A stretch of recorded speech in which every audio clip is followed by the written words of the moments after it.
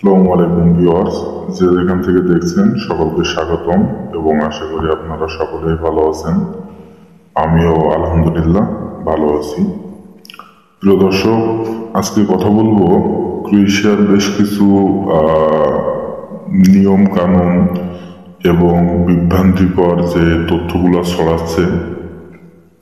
কেউ বলে ভিসা বন্ধ, কেউ বলে বাংলাদেশের জন্য পারমিট বন্ধ, কেউ বলে জাগরেব থেকে পারমিট আর ইস্যু হবে না, কেউ বলতেছে 2024 সালটা গোল্ডেন টাইম ছিল ক্রোয়েশিয়ার জন্য, 2025-এ আর ভিসা হবে না, হাই হতাশ।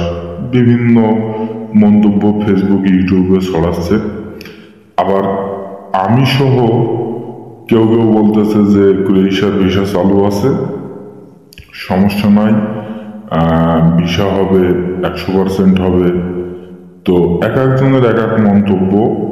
একজন কয় ভিসা হবে না, আর একজন বলছে ভিসা হবে। তো আসলে সঠিক কোনটা, সঠিক সমাধান কি এবং মূলত কি হচ্ছে, কি অবস্থা ক্রোয়েশিয়ার ভিসা এবং ওয়ার্ক পারমিটের বর্তমান আপডেট কি এবং সঠিক নিউজটা কি, এই বিষয়গুলো নিয়ে একটু কথা বলবো।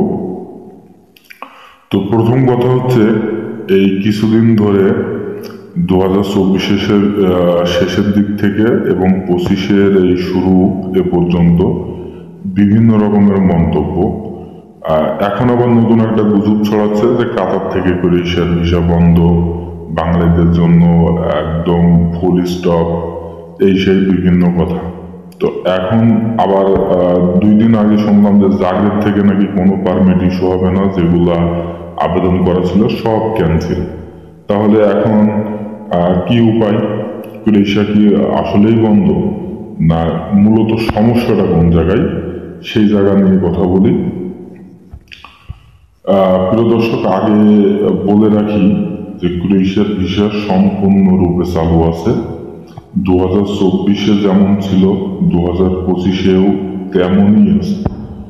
গভর্নমেন্ট থেকে কোনো সার্কুলার, কোনো নিয়ম, কোনো আইন, কোনো নিষেধাজ্ঞা এ পর্যন্ত চালু হয়নি, সার্কুলার হয়নি।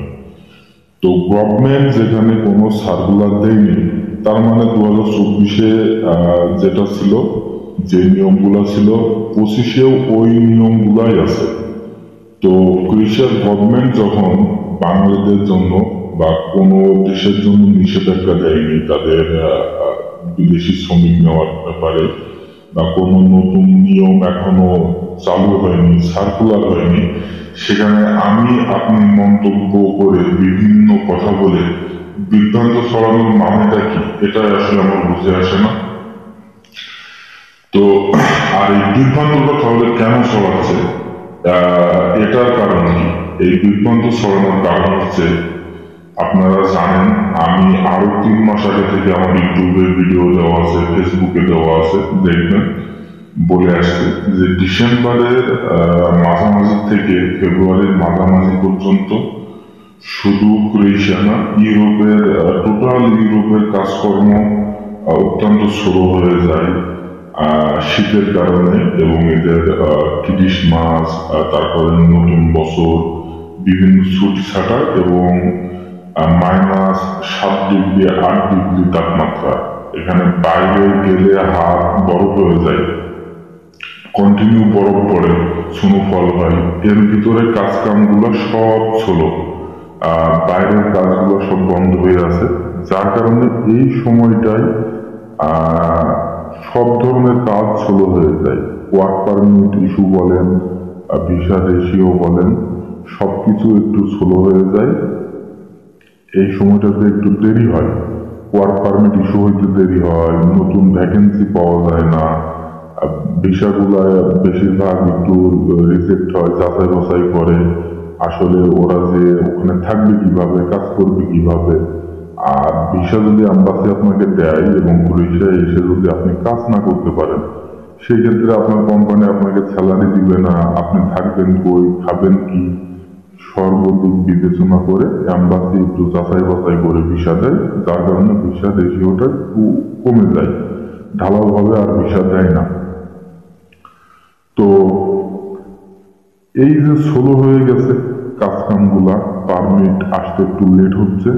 এই বিভিন্ন লোকে হাই হুতাশ এবং সন্দেহের বশে গুজব ছড়াচ্ছে।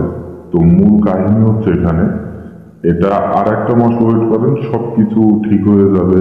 ওয়ার্ক পারমিট ইস্যু হবে রেগুলার ভাবে, ভিসা রেশিও ভালো হয়ে যাবে, কাজ কাম সর্বদিক খুলে যাবে। আর আপনারা জানেন ক্রোয়েশিয়া হচ্ছে টুরিস্ট কান্ট্রি, ওখানে প্রচুর টুরিস্ট বছরে যায়, প্রতি বছরে বিভিন্ন দেশ থেকে প্রচুর টুরিস্টরা যায় এবং ওখানে টেম্পোরারি কিছু দোকান হয়, ফুটপাথের উপরে কিছু দোকান হয়, এগুলো সব বন্ধ এখন। ওগুলা নতুন করে চালু হবে, ওদের লোকের প্রয়োজন হবে, তখন এমনি ওয়ার্ক পারমিট ইস্যু হবে, লোকের চাহিদা বাড়বে, ভিসা রেশিও বাড়বে। তো কিছু এজেন্ট এই নর্মাল কোম্পানি বেছে বেছে এজেন্সি কোম্পানি, যেগুলা সাপ্লাই কোম্পানি, এই ধরনের কোম্পানির কোনো কাজ থাকে না, অফিস নাই, কিচ্ছু নাই, জাস্ট আছে একটা লাইসেন্স। এরা 50টা 100টা পারমিটের আবেদন করে। তো এই সমস্ত কোম্পানির পারমিট গুলা এই শীতের মধ্যে প্রচুর যাচাই বাছাই হয়, যাচাই বাছাইটা বেড়ে যায়, যার কারণে এই পারমিট গুলা ইস্যু হয় না, ক্যান্সেল হয়ে যায়। এই এজেন্সিদের আর ক্লায়েন্টের কাছে জবাব দেওয়ার কোনো উপায় থাকে না, যার কারণে এই সময়টা একটা গুজব ছড়াই যায় যে ভিসা বন্ধ হয়ে যাচ্ছে বাঙালিদের জন্য, পারমিট ইস্যু হচ্ছে না, ক্যান্সেল হয়ে যাচ্ছে। আসলে ক্যান্সেল হচ্ছে কোনগুলা? এখন পর্যন্ত ক্রোয়েশিয়ায় রেগুলার ওয়ার্ক পারমিট বের হচ্ছে, আবেদন হচ্ছে, সেগুলো জেনুইন কোম্পানি বা সাপ্লাই কোম্পানি, এজেন্সি কোম্পানির অনলাইন পারমিট, এগুলা বর্তমানে স্টক আছে। এগুলা সামার সিজন না আসা পর্যন্ত স্বাভাবিকভাবে চালু হবে না। তো এখন ওই যে এজেন্সিরা ওই সমস্ত কোম্পানির থেকে মানে আবেদন করে রাখছে, ওই পারমিট গুলো পাচ্ছে না, অনলাইন ক্যান্সেল হয়ে যাচ্ছে, ক্লায়েন্টের কাছে জবাব দিতে পারছে না, বিধায় এই বিভ্রান্তিকর তথ্য ছড়াচ্ছে। তো একটা বিষয় গেল। আর দ্বিতীয় বিষয় হচ্ছে, প্রতি বছরের শুরুতেই এই নতুন নতুন গুজব তথ্য বিভিন্নভাবে ছড়ায়। এটা নতুন কিছু না, 23 সালে হয়েছিল, 24 সালেও হয়েছিল, এখনো হচ্ছে। তবে সর্বোপরি যে কথাটা, মানে গভর্নমেন্ট থেকে কোনো সার্কুলার আসার আগে, কোনো নিয়ম আসার আগে আপনি আমি যাই বলি এটা কাজ হবে না, জাস্ট মন্তব্য। তো মন্তব্যতে কাম দেবেন না। ক্রোয়েশিয়ার ভিসা বর্তমানে খোলা আছে, এটাই সঠিক। ওয়ার্ক পারমিট চালু আছে, নিয়মিত আবেদন হচ্ছে, জাগরেব থেকেও হচ্ছে। জাগরেবে পারমিটের আবেদন যারা করছে তাদের পজিটিভ আসছে, কারণ নেগেটিভ। পারমিট রেগুলার ইস্যু হচ্ছে, জাগরেবে পারমিটের ভিসা হচ্ছে, সবকিছু মিলে প্রতিটা সিটিতে পারমিটের আবেদন হচ্ছে, পারমিট ইস্যু হচ্ছে। বাট একটু প্রবলেম শীতের কারণে, শীত চলে গেলে সব ঠিক হয়ে যাবে ইনশাল্লাহ। তো এই বিভ্রান্তিতে আপনারা কান দিবেন না। আর আপনার এজেন্টকে যখন কাজ দিবেন, ওই এজেন্সিতে আপনি একটু যাচাই বাছাই করে ফাইল দিবেন, যে ওরা আসলে কয়টা ভিসা করাইছে, কত ফাইল জমা নিয়ে আছে, মানুষ কতদিন থেকে ওদের পিছে ঘুরছে, আদৌ কাজ করতে পারে কিনা ভালো। এখন একটা কোম্পানির 50টা পারমিটের, এজেন্সি কোম্পানি 50টা পারমিটের আবেদন করে, ওদের তো 5টা লোকেরও প্রয়োজন নাই। তো সেই ক্ষেত্রে পারমিট দিতে যেহেতু পুলিশ স্টেশন ইনভেস্টিগেশন করে, তো ইনভেস্টিগেশনে যখন দেখে যে এদের লোকের প্রয়োজন নাই, তখন এই পারমিট গুলা ক্যান্সেল হয়ে যায়। অনলাইন মানেই তো পারমিট না, অনলাইন হইলে আরো অনেক প্রক্রিয়া আছে অনলাইনের পরে, সেই স্টেপ গুলা পার করার পরে একটি পারমিট ইস্যু হয়। তো ওই স্টেপ গুলাতে যে ওগুলা ক্যান্সেল হয়ে যায়, কারণ ওদের লোকের প্রয়োজন নাই। আর এজেন্সিরা বেছে বেছে এদেরই কাজগুলা দেয়, কারণ জেনুইন কোম্পানির যে কয়টা লোকের প্রয়োজন ওই কয়টাই ভ্যাকেন্সি দেবে, তার বেশি তো দিবে না, বেশি পারমিট ইস্যু করবে না। কিন্তু এজেন্সি ফাইল নেওয়া তো বন্ধ থাকে না, প্রতিদিনে 100 200 300 ফাইল নিয়ে ডয়ারে ফেলায় রাখছে। এই যে কোম্পানির লোকের প্রয়োজন নাই, কাজ নাই, কিচ্ছু নাই, এই কোম্পানির থেকে কিছু পারমিট বের করে ক্লায়েন্টদেরকে ধরাই দিচ্ছে।